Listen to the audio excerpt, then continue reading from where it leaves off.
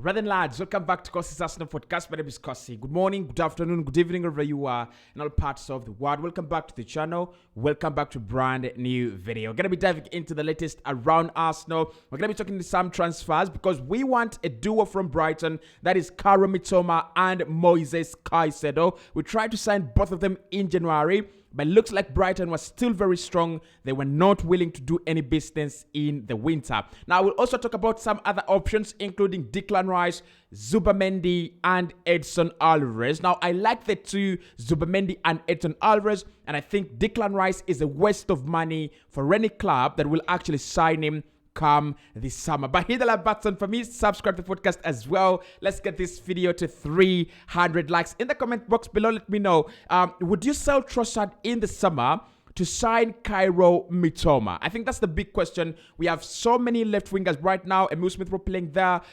Leandro Trossard playing there as well, and Gabriel Martinelli. But I think if I look at all of them, they don't have that real quality. Brighton having Mitoma, or Liverpool had in Sadio Mane, or Man United have in Marcus Rashford. So would you sell at least Leandro Trossard in the summer, or loan him out, just to create space for Mitoma? Would it be a nice move by Arsenal? Let me know in the comment box below. I need to get your thoughts on that. Now, let's start off with the Mitoma and CAICEDO soup. It comes in from not a very, very credible source. The Sun are saying that Arsenal would love to go back to Brighton in the summer to try and sign Mitoma and Moises CAICEDO. Now, the signing of Jorginho actually means nothing in terms of Arsenal pursuing a new defensive midfielder, and also in terms of Arsenal pursuing a new central midfielder as well. Jorginho, according to Mikel Arteta, he is a backup for Thomas Partey, but also a replacement for Mohamed Elneny, who doesn't start game in, game out for Arsenal. So I think we brought him in just for as a facilitation for our title charge, as a facilitation for our title race, and that is why his deal is only 1 year and 6 months, which I think is actually very, very nice by Arsenal. It shows that we are a well-run club. It shows that we understand whatever we are doing in the transfer window. So Mitoma, let's start off with Mitoma, because I think with Mitoma, he's one exciting talent the Premier League has taken a long time without seeing. I think Brighton as a whole, as a team, they've really created a lot of talents now in the past 1 or 2 years. And Arsenal have been beneficiaries, getting Ben White from there, getting Leandro Trossard from there, and we're trying to get Moises CAICEDO and Mitoma from there as well. So I think we've really done well in terms of taking advantage and capitalizing on the opportunity of Brighton growing those talents. But the last time I saw a player that good, it was Sadio Mane at Southampton. That is the last time I was really intrigued about a player. I looked at him and I was very, very sure he was going to make a big money move to a big club. And I was disappointed that Arsenal didn't even try to sign Sadio Mane. It was Liverpool. It was so easy. They signed him for even less than 35 million pounds, if I've not forgotten. Less than 35. It was a very, very easy bargain. So with Mitoma, I think Arsenal have to make up their mind. He's a very nice boy. He's a very, very good player. I think he's got everything you need in a left winger. I mean, he can score with his left foot. He can score with his head. He can score with his right foot. He runs. He beats players 1v1. He's good at team play. He's hardworking. Very positive as a young lad as well. And if you sign him, I know we will not be able to give him these long contracts that Chelsea are actually, giving out 7 years, 8 years. But if you sign him on a 5-year deal, he's 22, currently. So you sign him on a 5-year deal. That is until he becomes 27, and when he becomes 27, you extend his deal by an extra 4 years. That is until 31.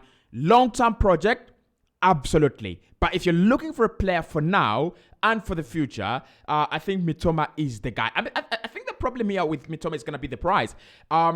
I think Arsenal will be very, very careful, and we are still very careful to spend within what we are earning, right? We've seen what's happening at Chelsea. We've seen what's happening at Manchester City. I think after Manchester City, in my opinion, Chelsea should be probed as well. It's for City. It's a decade of breaches, of alleged breaches. For Chelsea, if there are any alleged breaches, it could go to 20, 30 years, right? So I think Arsenal need to be very, very careful. We spent a lot of money in the past, and remember, we're not selling any of our best talents at the moment, so we're not earning a lot of money through selling players. But of course, we're doing very well as a club. We have a very huge fan base, and I'm quite very sure that we are making more money than we are spending, unless there is a lot of a lot going on behind the scenes and a lot of corruption and embezzlement. But I know Arsenal do have the money.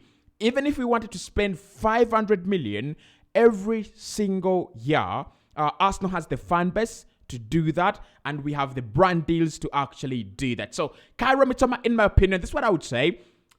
I don't think Leandro Trossard was the right signing long term, but for the short term, brilliant signing. I don't think you get such a talent for that money in January. It rarely comes by. And again, more signs to show that Arsenal are going to win the league. More signs to show that everything is working in our favor.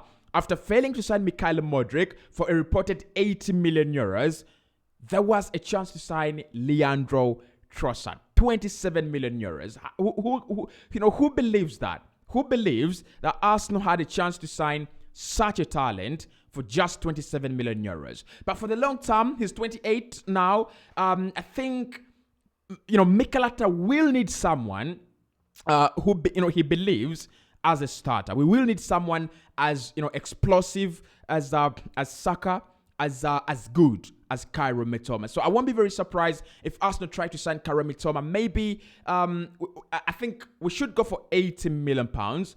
If they agree to 80 million pounds, then there's no question. Arsenal should do whatever it takes to sign Kairo Mitoma. For me, Leandro Trossard in the summer, he can stay in there as a backup player. He can stay in there as a player for Europa League, as a player for just for squad depth, right? Just like Manchester City have it. They have Phil Foden, they have Jack Grealish, they have Riyad Mahrez. All players can play on either flank. They have Bernardo Silva as well, who can play everywhere on the pitch, and they have so many other players, in that squad. So Trossard can stay, Martinelli can stay, Smith Rowe can stay. But if there is a chance to get Kairo Mitoma, the slightest of chances, I'll definitely check it. Now, the other player is Moises Caicedo. We tried to sign Moises Caicedo as well, just as Mitoma in January. The problem with Moises Caicedo is Brighton just never wanted to sell in January, right? And I think this is going to be another bargain deal. One thing I've seen with Brighton, and one thing you've got to respect them for, they don't keep players against their will. If the conditions are actually favorable for both the player and the club, they never keep players against their will. I don't remember one club that has come in for a player at Brighton, and Brighton have gone, this guy's going to be our future captain for the next 10 years, we will never sell him. They don't do that, right? If you have the right amount of money and the player is hell-bent on signing for your club, they'll definitely give you your man. So I think Moises Caicedo is one to be excited about, not as an Arsenal fan, but generally as a transfer enthusiast.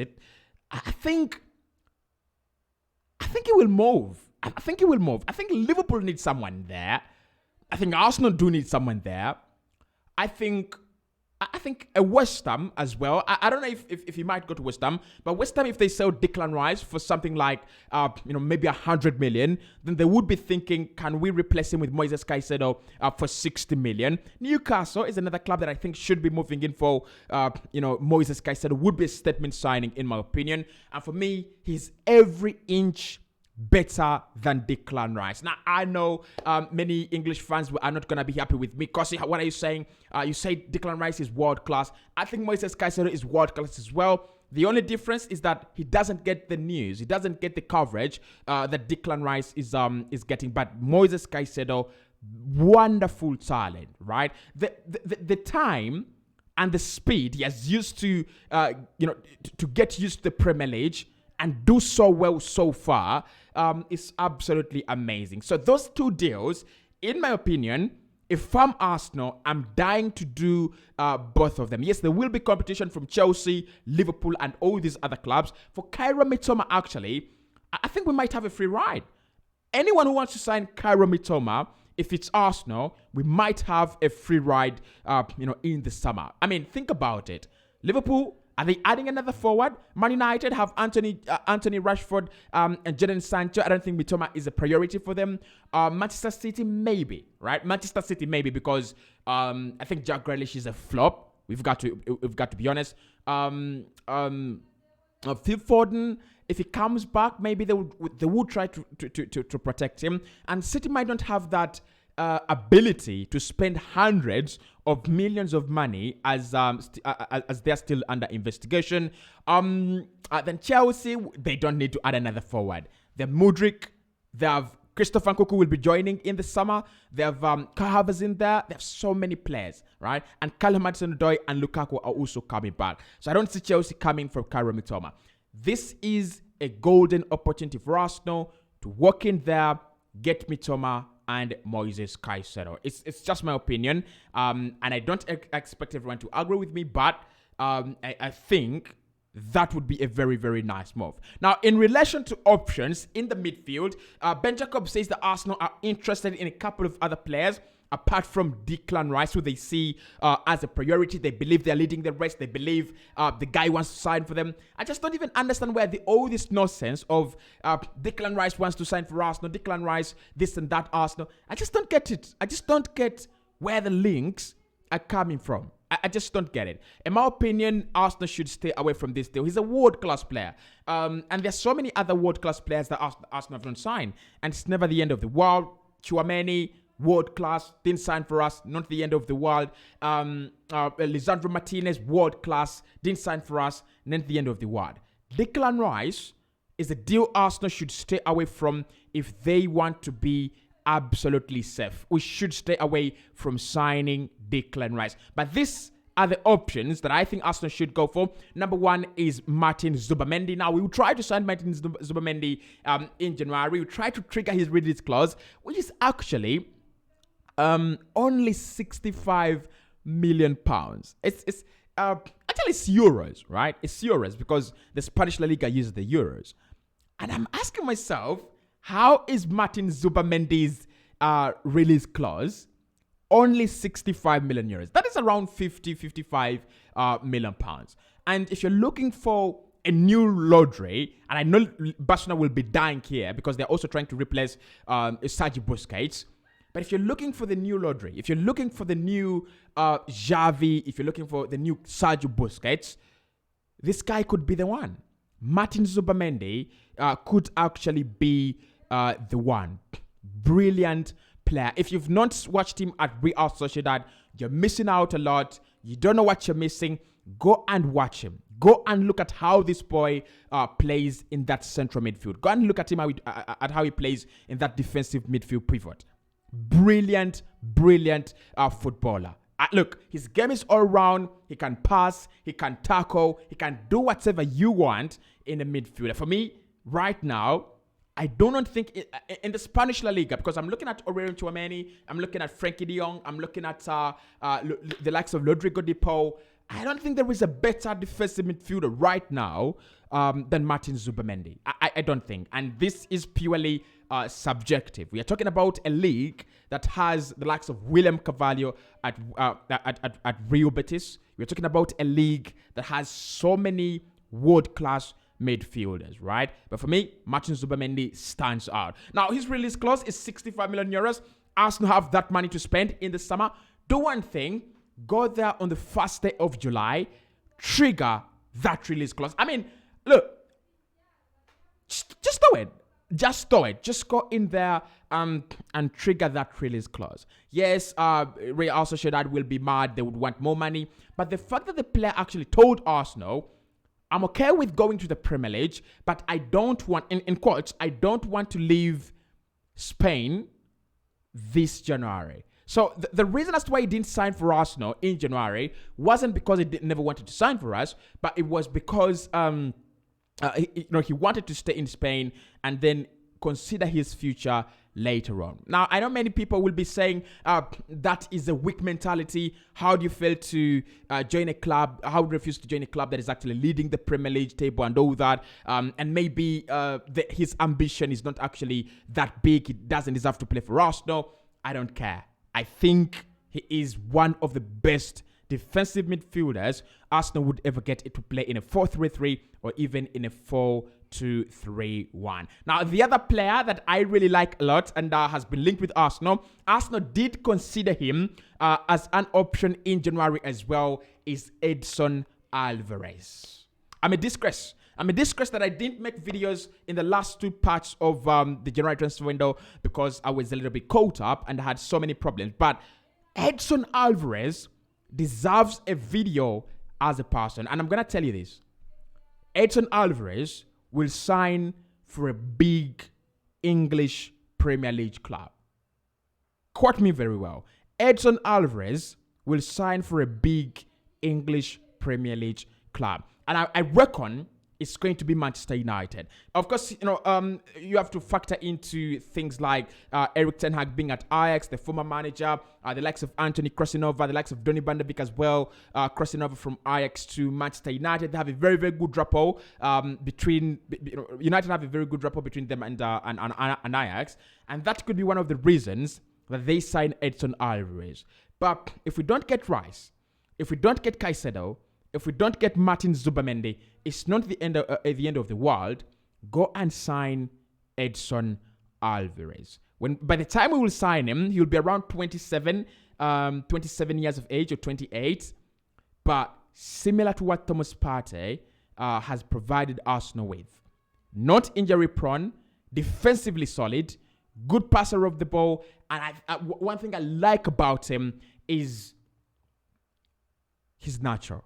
I've not seen so many natural defensive midfielders, at that age. He's absolutely natural. So those are some of the options that we are looking at in midfield. Expect more videos from me talking about midfielders and Arsenal's next midfield solutions, because it looks like this summer, our key priorities are a midfielder in DM and a midfielder in central midfield as well. I'll speak to you right in the next one.